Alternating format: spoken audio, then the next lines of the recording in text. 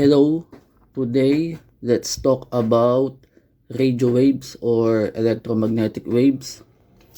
How to calculate the wavelength of a radio wave using this math formula.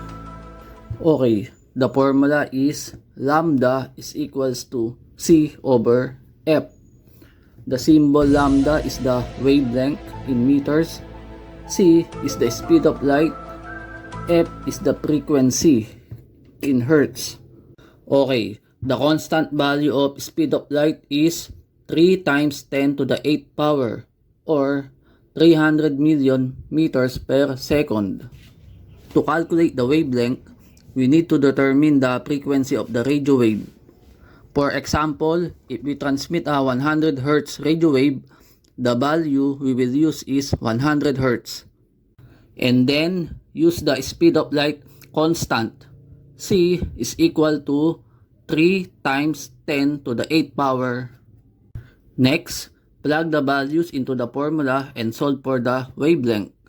Example, if the frequency of the radio wave is F equals 100 MHz or 100 times 10 to the 6th power, you can calculate the wavelength as lambda equals 3 times 10 to the 8th power over 100 times 10 to the 6th power equals 3 meters. So, the wavelength of a 100 MHz radio wave is 3 meters. This math formula is often used to estimate the length of an antenna for a given radio frequency. The wavelength is related to antenna size because an antenna generally works most efficiently when its length is related to the wavelength of the signal it is designed to transmit or receive.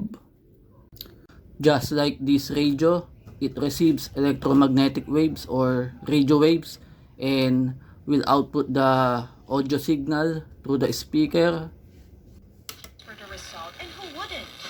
Medic One-Step Pregnancy Test gives you a quick and definite answer. Medic One-Step Pregnancy Test. Put your test. It receives a radio signal